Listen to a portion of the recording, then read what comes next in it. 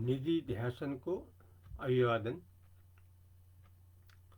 संसारको सर्वोच्च ज्ञानशास्त्रहरूको निष्कर्षबाट मुख्य 6वटा शब्दहरू जान्नुपर्ने हुन्छ आफ्नो स्थिति परमात्मा बदलिनको लागि। संसारका हामी सबैले वर्तमानको मनुष्य जीवनबाट परमात्माको भावमा बदलिनलाई कमसेकम 6वटा मुख्य शब्दहरूको अर्थ जान्नु जरुरी हुन्छ। पहिलो निधिध्यासन हो। निधिध्यासन भनेको आफ्नो यथार्थ स्वरूपमा त्यसलाई जानेर रहिराख्नु। आफ्नो यथार्थ स्वरूप के हो भन्दा जो सुषुप्तिमा अनुभव हुन्छ त्यही हो। सुषुप्तिमा संसार शरीरको अभाव छ र शिव ब्रह्मको सद्भाव छ। त्यहाँ जो दोस्रो शब्द हो निधिध्यासनको जो अर्थ हो त्यो क्रममा दोस्रो शब्द सुषुप्तिलाई जान्नुपर्ने हुन्छ। सुषुप्तिको अनुभवबाट, किनकि सुषुप्ति भनेको गाढ निद्राको अनुभव हो। यसलाई उपनिषदले साह्रै महत्त्वपूर्ण दिएको छ यो अनुभवलाई। किन भन्दा संसारका सबैको त्यो अनुभव हो। त्यो संसारका सबैको जो अनुभव छ त्यो अनुभवमा त विश्वास हुन्छ नि। त्यसैले शास्त्रले त्यो सुषुप्तिको अनुभवलाई देखाइदियो। त्यहाँ त्यो के को लागि देखाइदियो भन्दा आफ्नो स्वरूप शिव हो, अर्थात् आफ्नो स्वरूप ब्रह्म हो, जो निधिध्यासनबाट अनुभव हुन सक्छ। निधिध्यासनको अनुभवलाई, सुषुप्तिको अनुभवलाई लिनै पर्छ। किनभने त्यहाँ आफ्नो शिव ब्रह्मको अनुभव गर्न पाइन्छ। त्यहाँ किनभने त्यहाँ संसार शरीर छैन, त्यो मुक्त स्वरूप हो सुषुप्ति। त्यसकारणले यसरी निधिध्यासन आफ्नो यथार्थ स्वरूपमा रहिराख्ने यस्तो किन जरुरी छ भने हामीलाई त शरीर संसारले दुरुस्तै बनाएर अल्झाइराखेको छ। हाम्रो आफ्नो शरीर र संसारले फेरि सबैको आफ्नै किसिमको संसार छ, फेरि आफ्नै किसिमको दुनियाँ छ फेरि हरेकको। त्यसमा शरीर संसार हाबी भएर बसेको छ। शरीर संसार नै हो भन्ने भइराखेको छ हामीलाई, जुन कुरा होइन फेरि। किनभने निधिध्यासनमा शरीर संसारको अनुभव पटक्कै हुँदैन। त्यहाँ त मोक्षको अनुभव हुन्छ, त्यहाँ त सुषुप्ति जस्तोको अनुभव हुन्छ, शिवको अनुभव हुन्छ, ब्रह्मको अनुभव हुन्छ। त्यो गर्नुपर्ने हुन्छ निधिध्यासनमा। त्यसकारणले आफ्नो यथार्थ जो मोक्ष स्वरूप हो, जो सुषुप्तिमा अनुभव हुन्छ, जो शिवको अनुभव हो, जो ब्रह्मको अनुभव हो, फेरि हामीले आफूलाई शिव रूपमा नलिकन, ब्रह्म रूपमा नलिकन त्यो हामी अगाडि बढ्नै सक्दैनौँ। अब पुरानै हाम्रो रीतिथितिको फलना नाम, फलना यति वर्षको, फलनाको छोराछोरी, फलना ठाउँ बस्ने, यति वर्षको, यति यस्तो गोत्रको, यस्तो रङको, यस्तो उचाइको, यस्तो मोटो पातलो, त्यतापट्टि लाग्यो भने त यसमा हामी लाग्न सक्दैनौँ। यो परमात्मा बदलिने प्रक्रियामा त हामी त्यो प्रक्रियालाई समात्ने हो भने त त्यो 1000 जन्म लिए पनि हामीले केही प्रगति गर्न सक्दैनौँ। त्यसकारणले त्यो निधिध्यासन महत्त्वपूर्ण छ। त्यसरी सुषुप्तिको अनुभव महत्त्वपूर्ण छ। त्यसरी शिवको अनुभवलाई आफ्नो अनुभवको रूपमा लिन सक्नुपर्छ। शिव भनेको ब्रह्म हो, ब्रह्मलाई आफ्नो अनुभवमा, ब्रह्म चैतन्यलाई आफ्नो अनुभवमा लिन सक्नुपर्छ। यसै गरेर अज्ञानको बारेमा पनि जान्नुपर्ने हुन्छ। अज्ञान भनेको यथार्थ नजान्नु। अब हामीले के भनिठानेछौँ भने आफ्नो जो शरीर छ यही हो आफू। त्यसैले आफ्नो शरीरमा ध्यान दिने, किन आफू हो यस्तो धारणा छ नि त। फेरि शरीरले गर्दा संसार हो आफ्नो। आफ्नो वर व्यवहारहरू यताउता सबै मिलाउन आफ्नो मुख्य कर्तव्य हो। जीवन वृत्ति राम्रोसँग चल्न सकोस्। कसरी हुन्छ? ब्रह्मचर्य अवस्थामा रहेर हुन्छ कि वैवाहिक रूपमा रहेर हुन्छ कि अथवा यस्तो काम गरेर हुन्छ कि उस्तो काम गरेर हुन्छ कि कसरी जीवनलाई सुन्दर गराउने भन्नेपट्टि जान्छ नि त। यो सबै त के छ भने चाहिँ अज्ञानबाट आएका कुरा हुन् यिनीहरू पनि। अज्ञान भनेको त्यो शिव स्वरूपलाई नजान्नु, ब्रह्मस्वरूपलाई नजान्नु, सुषुप्तिको अनुभवलाई जान्न नसक्नु, निध्यासनको अनुभवमा रहन नसक्नु, यो हो अज्ञान। यसैबाट नै यो जो मिथ्या छ, हुनसक्छ शरीर आजसम्म मात्रै हो कि, किन कसैको ठेगान छैन नि व्यक्तिगत रूपमा त। त्यसैले शरीर आजसम्म मात्रै हो कि, भोलिसम्म मात्रै हो कि, अरू 1 वर्ष मात्रै हो कि, अरू 10 वर्षसम्मलाई हो कि, अरू 50 वर्षलाई हो कि, अरू 100 वर्षलाई हो कि, त्यही हो नि। त्यो सीमा त त्यो हो नि त, लगभग 100 वर्ष हो नि, त्योभन्दा पर त जान्न। तर जान्छ रहनेवाला छैन। आजसम्म दुनियाँको कसैको शरीर रहेको छैन नि, कसैको शरीर रहेको छैन, रहनेवाला पनि छैन। किन जन्मिएको त मरिहाल्छ। त्यो जति बेला पनि हुन सक्छ, फेरि थाहा हुन्न। फेरि कति बेला कसको शरीर कुन निमित्तबाट जान्छ त्यो पहिला कसैलाई थाहै हुँदैन। भूकम्प जस्तै हो, भूकम्प पनि थाहा हुन्न नि त। त्यो आयो सिद्ध्यायो। भूकम्प के हो? शक्तिशाली भूकम्प आयो, सिद्ध्याइदियो, शरीर घरहरू सब ढलाइदियो, शरीर सब। अब घर ढलेपछि त घरभित्र बस्ने त सबै खतम हुन्छ नि। आयो मर्यो, त्यसलाई टाइम दिँदैन के उसले, टाइम दिँदैन, आयो गयो। अब के भयो भने यस्तो हुँदा वर्तमानमा जो स्थिति छ, शरीर संसारको वासना अज्ञान जो छ त्यो त रहिराख्यो नि त। त्यसले गर्दा के भयो भने मरेपछि फेरि जन्म लिनै पर्यो। उही चिन्ता, उही दुःख, उही डर, उही चाँजो बाँझो मिलाउनु पर्ने, उही हैरानी, फेरि उही त दोहोरिन्छ नि त। त्यसैले अज्ञानलाई जान्नुपर्ने हुन्छ। यो सब अज्ञानको सन्तान हो। शरीर संसार अज्ञानको सन्तान हो। अज्ञान भएसम्म कहिले पनि नाश हुन्न, सधैँ रहिरहन्छ शरीर। तर जब हामीले निध्यासनबाट, सुषुप्तिको अनुभवबाट, शिव ब्रह्मको ज्ञानबाट जब हामीले यथार्थ सच्चिदानन्दलाई भेटाउँछौँ, अनि मात्रै यो अज्ञान नाश हुने हो।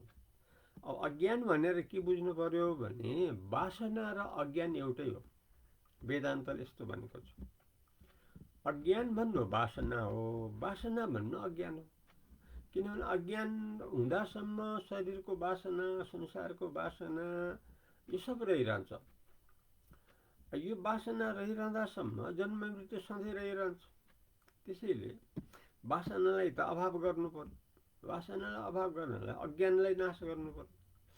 अज्ञान कसरी नाश हुन्छ भन्दा सुषुप्तिको अनुभवमा रहिराखेर। सुषुप्तिको अनुभवमा रहिराख्नु हो निधिध्यासन। किनभने त्यहाँ त स्वरूपको अनुभव हुन्छ नि त। सुषुप्तिमा त अरू कुनै अनुभव छैन नि, त्यहाँ त आफ्नो निजी स्वरूपको मात्रै अनुभव। त्यो शिव रूपले हुन्छ, ब्रह्म रूपले हुन्छ। फेरि मुक्तिको लागि त शिवलाई लिनै पर्ने हुन्छ, शिव रूपले रहनु पर्यो नि त। किनभने जन्मिएको होइन, मर्ने होइन, सधैँ रहिरहने हो, सनातन हो। अब आफूले जन्मने र मर्ने भित्रमा राखेर त परमात्मामा बदलिन त कसैलाई दुनियाँमा सम्भव छँदै छैन नि। परमात्मामा बदल्छु भनेर अभ्यास गर्ने, आफ्नो अज्ञानको परम्परा शरीर संसारलाई आफू आफ्नो भनिराख्ने कहाँबाट मिल्छ? मिल्दैन नि त। जानु खोजेको पूर्वतिर, अब बाटो समात्ने पश्चिमतिर, त्यहाँ त पूर्व त भेट्दै भेटिन्न नि त। बिहानमा सूर्योदय पूर्वबाट हुन्छ। सूर्यतिर बढ्नलाई त पूर्व बढ्न पर्यो नि त। लक्ष्य राख्ने पूर्व सूर्यतर्फ, हिँड्ने पश्चिमतिर। त्यसै गर्दा त कहिले पनि पूर्वमा अगाडि बढ्न सकिएन नि त। लक्ष्य राख्ने परमात्मामा बदलिनलाई, जीवन मुक्त देह मुक्त हुनलाई। तर आफ्नो जो अज्ञानको परम्परा छ, शरीर संसार त्यसलाई झुटो भन्नै नसक्ने, त्यसलाई अभाव गर्ने चेष्टा गर्दै नगर्ने, बरु त्यसैलाई आवृत्ति गरेर राख्ने। त्यसैलाई आवृत्ति भनेको नवीकरण गरिराख्ने दिनदिनै। म शरीरधारी हो, संसारी हो, व्यवहार मिलाएर बस्ने जात हो यो मानिस। त्यही आफ्नै उसमा, शरीरको स्वभावमा, संसारको स्वभावमा लागिराखेको छु। यो हो मुक्तिको लागि सबैभन्दा बाधक।